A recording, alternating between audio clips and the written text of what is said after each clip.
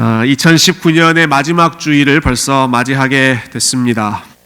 하루하루 시간은 참 천천히 흘러가는 것 같은데 1년이라고 하는 시간이 순식간에 또 지나가 버린 것 같습니다. 시간이 흘러갔다는 사실을 가장 잘 확인하는 증거, 사인 중에 하나는 자녀들이 성장하는 모습이라고 생각합니다. 어느새 아이들이 이렇게 컸나 싶은 걸 보면 시간이 한참 지나갔구나라는 것을 깨닫게 되는 것이죠. 지난 화요일에 저희 교회 성탄 감사 콘서트가 있었습니다. 오신 분들이 많이 계셨죠. 우리 부서별로 참 정성껏 준비한 찬양으로 함께 즐거워하고 또 하나님 앞에 큰 영광을 돌려드리는 시간이었습니다. 우리 아이들만 참여한 게 아니라 우리 50대 여선교회도 있었고요. 또 아브라함 선교회, 한나 선교회, 어르신들까지 온 가족이 함께 찬양한 정말 명실상부한 온 가족의 찬양 콘서트였는데요.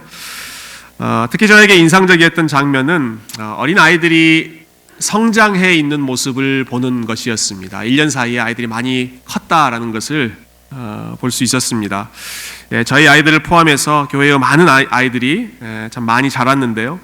1년 전 똑같은 무대에서 정신없이 무대를 활보하고 다녔던 아이들은 1년 사이에 많이 커서 그 자리를 끝까지 지키면서 공연을 성공리에 마쳤고, 또 1년 전에는 쑥스러워서 아무것도 못하던 그런 아이들이 앞에서 율동하시는 선생님 따라서 끝까지 온 힘을 다해서 찬양하는 그런 모습도 볼 수 있었습니다.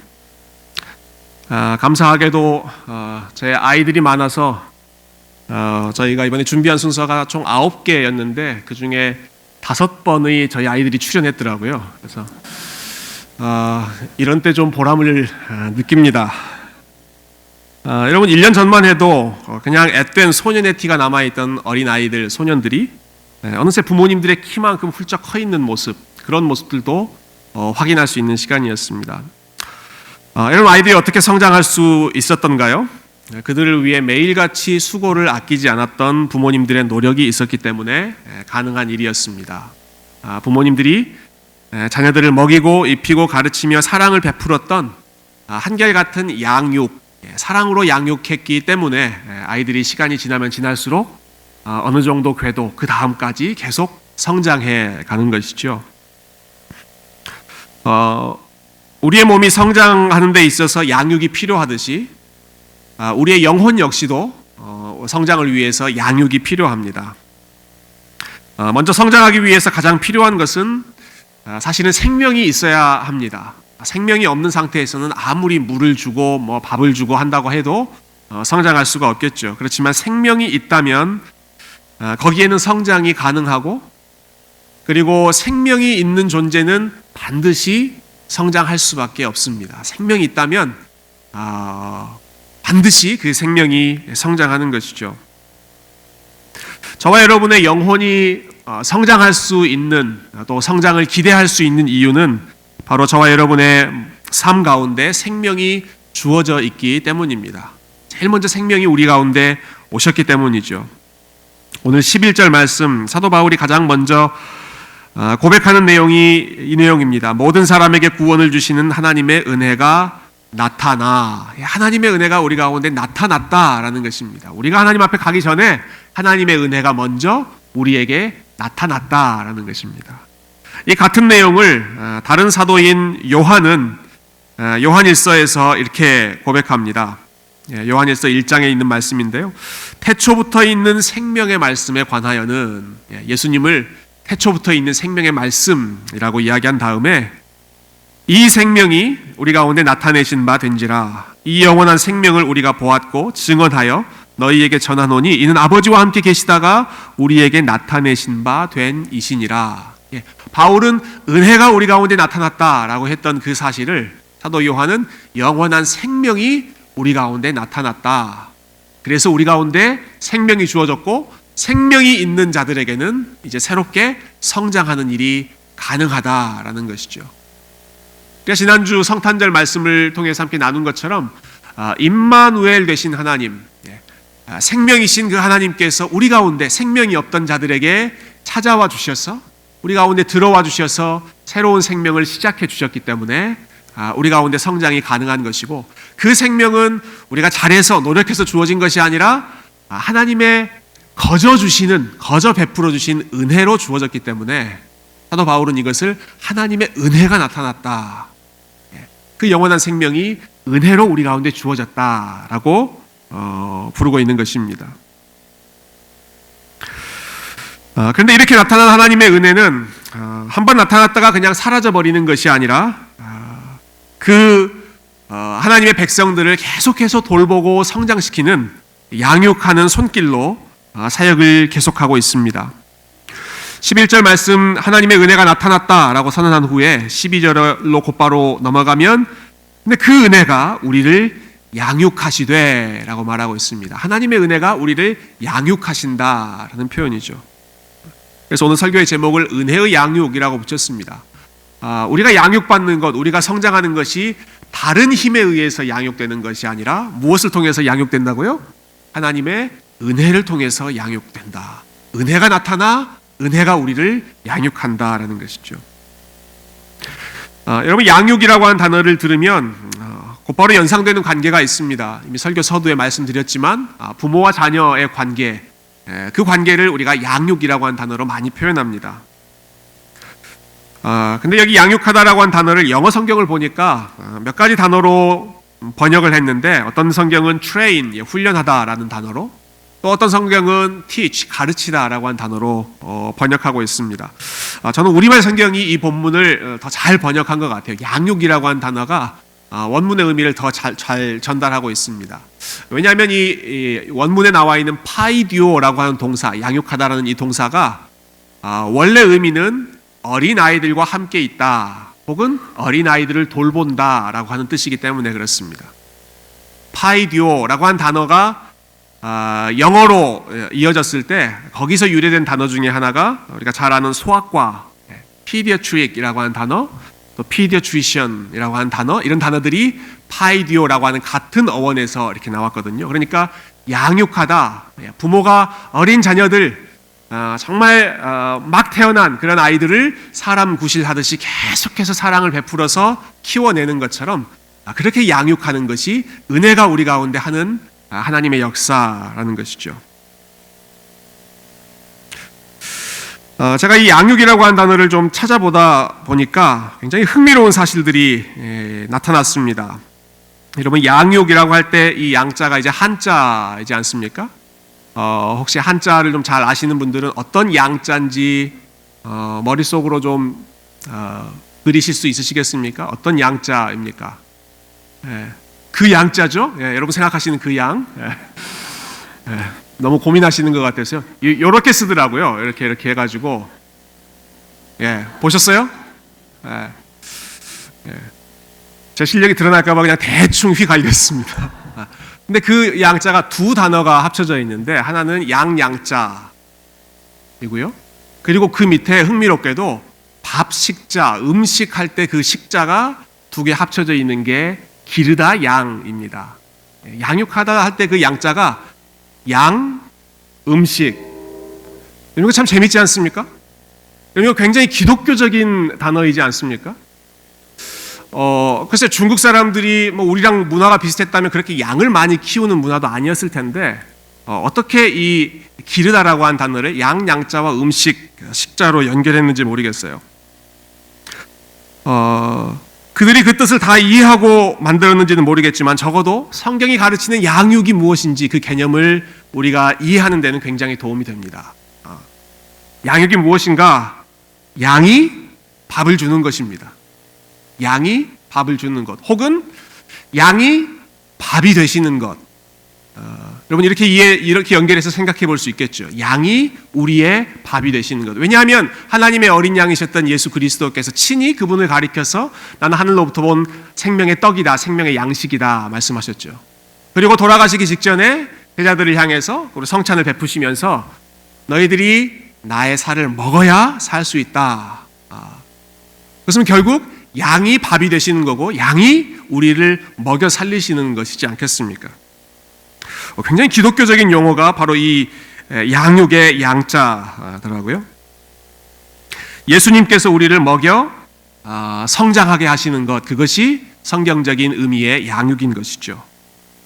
자, 그렇게 양육하시는, 우리를 성장시키시는 목적, 우리를 어떠한 방향을 향하여 그러면 성장시키시는가? 오늘 본문 12절과 13절에서 그 내용을 함께 생각해 보면 좋겠습니다.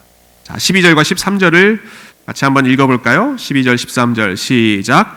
우리를 양육하시되 경건하지 않은 것과 이 세상 정욕을 다 버리고 신중함과 의로움과 경건함으로 이 세상에 살고 복스러운 소망과 우리의 크신 하나님 구주 예수 그리스도의 영광이 나타나심을 기다리게 하셨으니.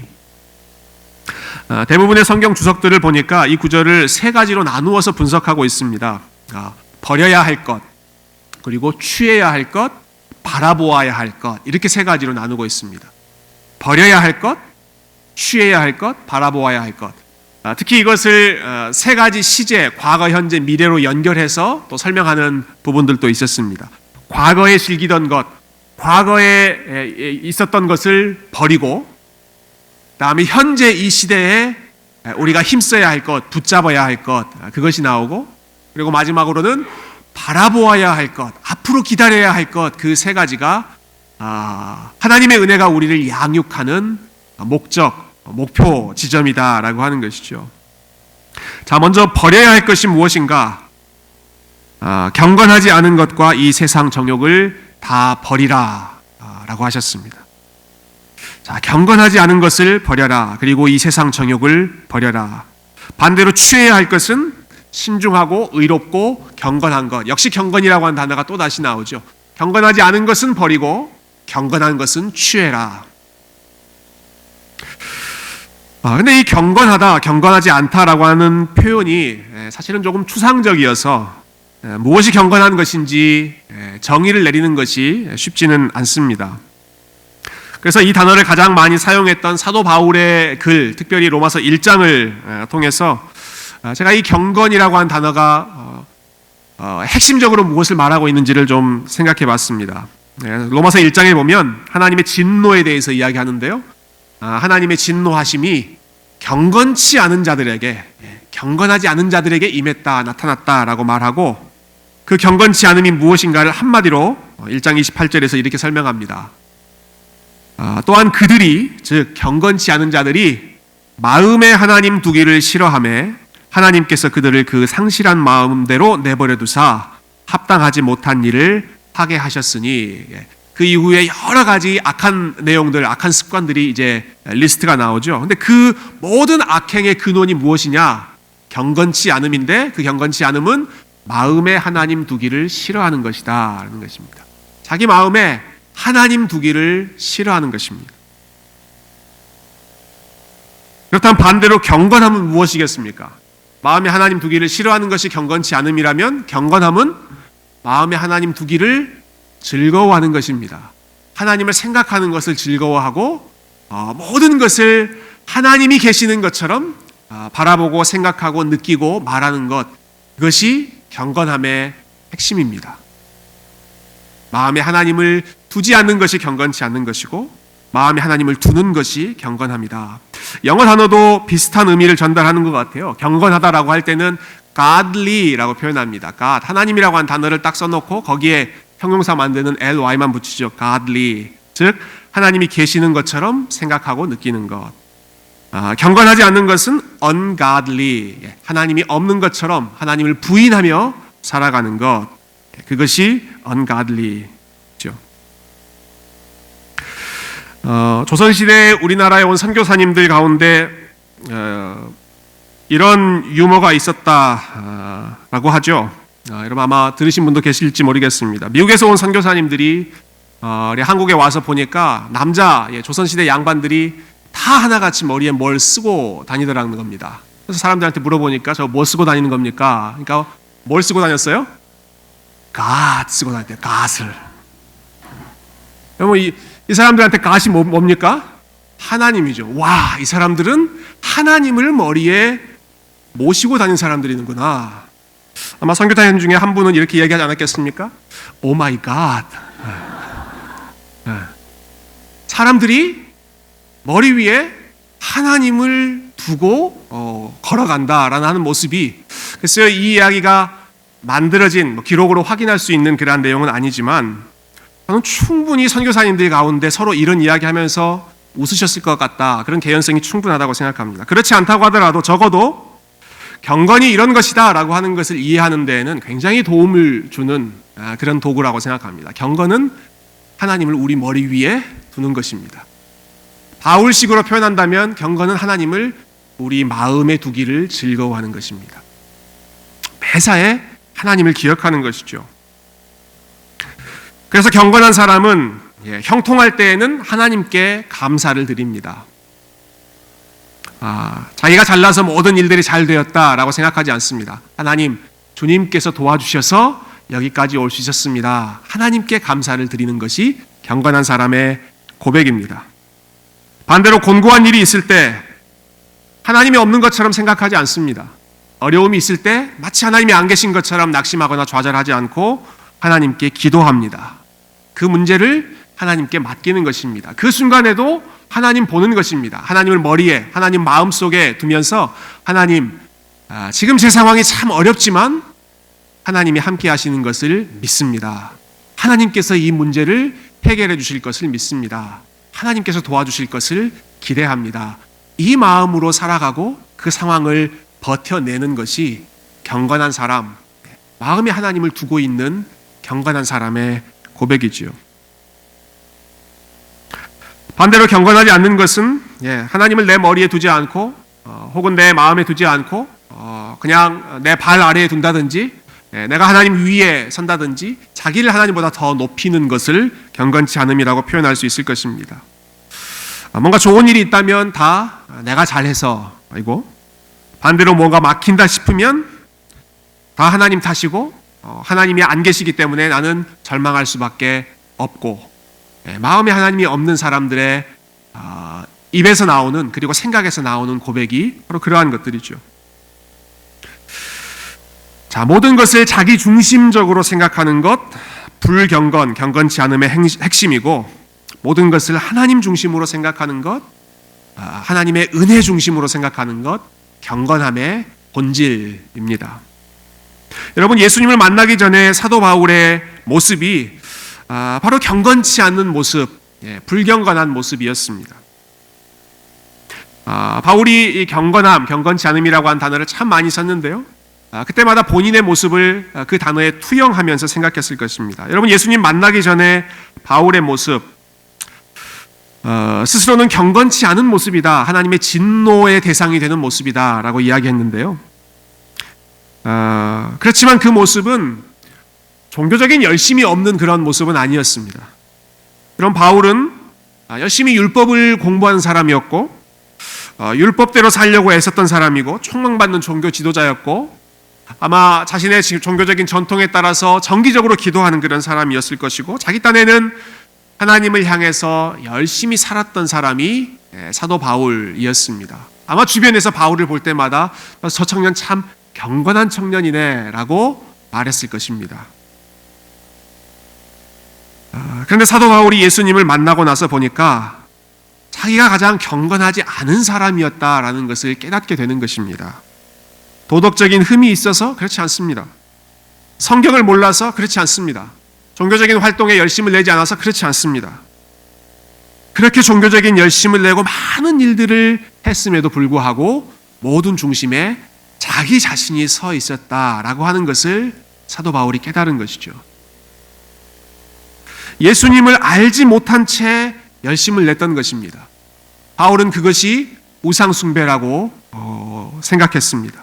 예수님을 알지 못한 채 헌신하고 열심을 냈던 것이 결국은 자기 사랑이었고, 그것이 경건치 않음이었습니다.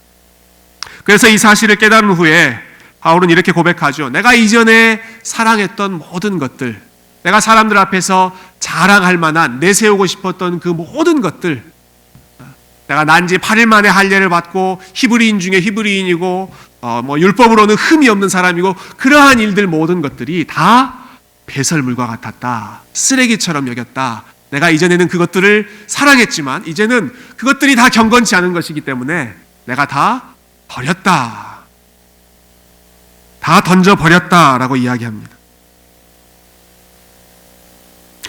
경건치 않음은 포기하라, 버리라 라는 것이죠. 그렇지만 거기서 끝나지 않고 사도 바울의 삶은 경건치 않은 것들을 버리는 데서 끝나지 않고 경건함을 향해 열심을 내는 것으로 이어집니다. 이것이 현재의 삶에서 힘써야 할, 붙잡아야 할 새로운 삶의 목표인 것이죠. 내가 이전에 추구했던 거 다 쓸데없는 것들이었다 하고 냉소적으로 후회하고 다 포기해버리는 것이 아니라 그 후에는 바울은 새로운 목표 그리고 새로운 대상을 향해서 열심을 내기 시작합니다. 14절 말씀 우리 한 번만 더 같이 읽어볼까요? 우리 마지막으로 14절 읽어보겠습니다. 시작. 그가 우리를 대신하여 자신을 주심은 모든 불법에서 우리를 속량하시고 우리를 깨끗하게 하사 선한 일을 열심히 하는 자기 백성이 되게 하려 하심이라. 아주 참 귀한 말씀들이 많이 나오죠. 주님께서 우리를 대신하여 자신을 온전히 주셨다. 그렇게 하신 목적은 우리를 속량하시기 위해, 자신의 것으로 되사시기 위해, 자신의 것 삼으시기 위해서다. 그리고 우리를 깨끗하게 하셨다. 자신의 피로, 성령의 능력으로 깨끗하게 우리를 하셔서 결국 하고자 하시는 것은 선한 일을 열심히 하는 자기 백성이 되게 하려고 하신 것이다. 선한 일을 열심히 하게 하신다는 것입니다. 그것이 예수님께서 자신을 내어주신 목적이었고, 그것이 하나님의 은혜가 우리를 성장시키는, 양육시키는 목적이라는 말씀이죠. 바울이 말하는 선한 일은 다른 것이 아닙니다. 그리스도를 알아가는 일이었고, 하나님의 은혜를 찬양하는 일이었고, 그 사랑에 감사하는 마음으로 사람들을 섬기는 일, 이것이 바울이 말하는 선한 일이었습니다. 사람들의 눈에 보기에 선한 일이 아니라 그리스도를 알고 그리스도를 사랑하고 그리스도를 닮아가고 하나님의 은혜를 높이는 것, 그 선한 일에 열심을 내게 하기 위해서 하나님께서 우리를 구원하셨다. 몸이 건조하게 냉랭하게 사는 것이 아니라 열정적으로 살아가는 것이 구원받는 백성의 마땅한 삶이다라는 것을 바울이 고백하고 있는 것이죠. 이전에는 사도 바울이 자기 자신을 위해 열심을 내었다면, 혹은 자기 자신의 잘남을, 자기 자신의 옳음을 보여주기 위해서 열심을 내었다면, 이제는 방향이 바뀌는 것이죠. 그리스도를 위해 열심을 내고 하나님 나라를 위해서 열심을 내고, 이전에는 자신의 강함을 자랑하는 삶이었다면 이제는 자신의 약함에도 불구하고 그 약함 가운데 하나님의 강함이 드러나고 지혜가 드러나고 능력이 드러나는 것 때문에 하나님의 은혜를 드높이는 그 일에 열정적으로 뛰어다니는 것이 바울에게 주어진 새로운 삶, 은혜의 양육을 받으며 현재에 힘쓰는 그러한 믿음의 삶이었던 것입니다. 여러분, 그래서 바울이 새로운 목표를 향해 달려가지 않습니까? 우리 사도 바울의 쓴 글에 보면 달려간다는 표현이 참 많이 나옵니다. 빌립보서 3장 말씀, 바울이 이렇게 고백하죠. 자기의 자서전과 같은 그러한 고백을 하면서 내가 이미 얻었다 함도 아니요 온전히 이루었다 함도 아니라 오직 내가 그리스도 예수께 잡힌 바 된 그것을 잡으려고 달려가노라. 달려간다. 또 잠시 뒤에 표대를 향하여 그리스도 예수 안에서 하나님이 위에서 부르신 부름의 상을 위하여 달려가노라. 또 달려갑니다.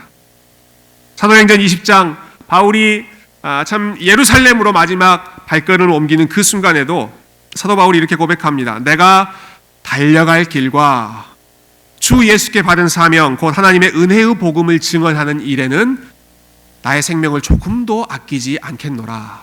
하나님의 은혜의 복음을 증거하는 일을 위해 내가 달려가겠다. 바울의 생애 마지막 디모데에게 보낸 편지입니다. 디모데후서 4장 마지막에 나오는 내용, 나는 선한 싸움을 다 마치고 나의 달려갈 길을 싸웠다, 마쳤다. 나의 선한 싸움을 싸우고 나의 달려갈 길을 마치고 믿음을 지켰으니 라고 고백하죠. 끊임없이 사도 바울은 달려갔던 것입니다.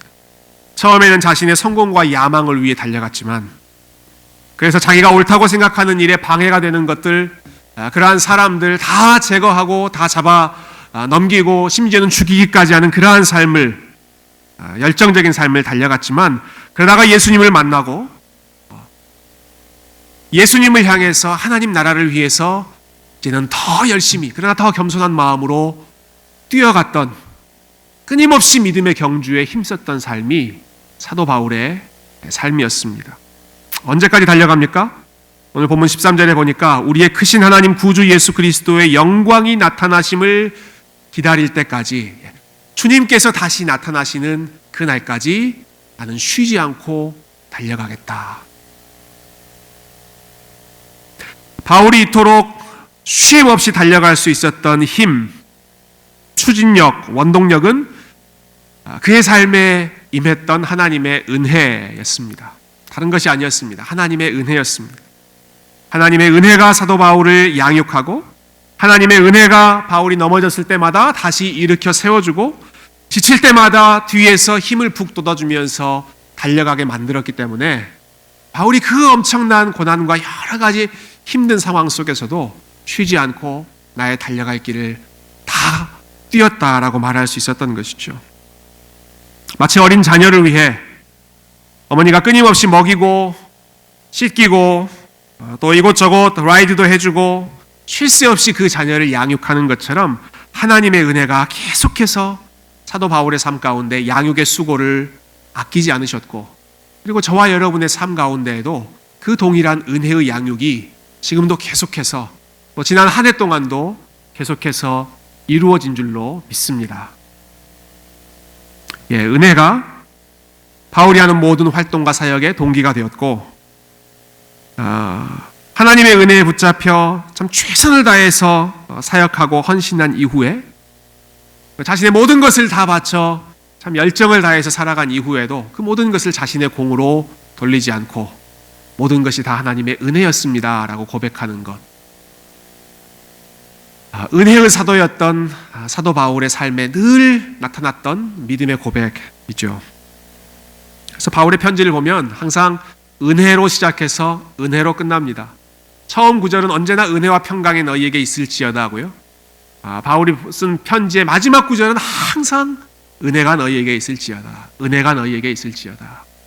모든 것이 하나님의 은혜임을 고백하는 것이죠. 사랑하는 새교회 성도 여러분, 이 한 해를 마감하며 우리 하나님 앞에 드리는 이 마지막 주일 아침에 저와 여러분이 하나님의 은혜를 다시 생각하고 하나님의 은혜로 다시 돌아갔으면 좋겠습니다.